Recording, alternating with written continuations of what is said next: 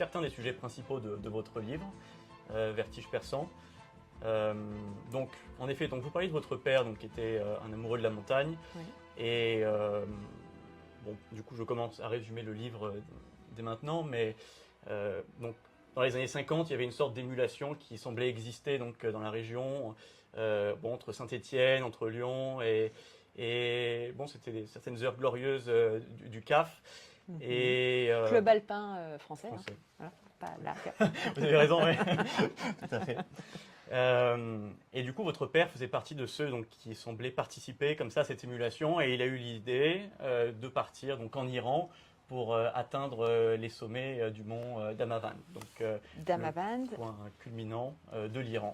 Tout à fait. Et dans l'Alamkou également à Tarti Soleiman, au trône de Salomon. Alors là, du coup, je vous ai amené. Revenons sur cette expédition de 1956, vous avez raison. En fait, ce que je pourrais peut-être ajouter, c'est que dans Vertige persan, j'avais l'impression de faire une tresse avec vraiment 3 fils narratifs différents.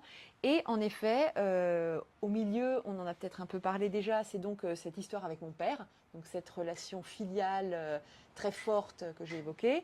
Et après, on va dire que le fil de gauche, c'était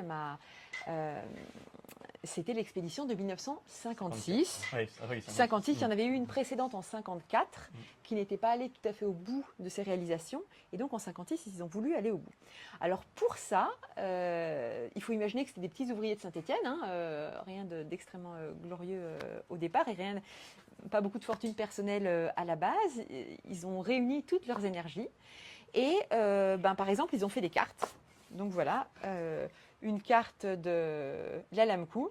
D'accord, donc l'Alamkou, vous savez, c'est un massif dans le nord de l'Iran. Donc l'Alamkou, c'est à la fois le nom du massif, le nom d'une muraille et le nom d'un sommet. Et eux, ils étaient en face à Tarti Soleiman. Voilà. Voilà, ils ont fait des petites cartes comme ça. Ils ont également, peut-être qu'on pourra faire passer après, fait des photos où ils posent, vous voyez, pour dire soutenez l'expédition de 1956 en Iran. Alors ça s'appelait l'expédition des Stéphanois au Caucase Sud. À cette époque-là, on appelait les montagnes iraniennes le Caucase Sud. Ouais. Voilà. Et donc, comme vous le disiez, c'était une période d'émulation. Alors, je dirais que c'était au-delà de Lyon et Saint-Étienne, c'était à l'échelle mondiale, puisque en 1950, le premier sommet de 8000 mètres est vaincu. Vous savez, il y a 14 sommets de plus de 8000 mètres d'altitude sur la Terre, en fait. Et donc, le premier vaincu en 1950, c'est l'Annapurna par Maurice Herzog, Maurice Herzog et Louis Lachenal, soutenus par Lionel Terray et Gaston Rébuffat. Après, en 1953, c'est l'Everest qui est vaincu. Et après, les 8000 commencent à tomber.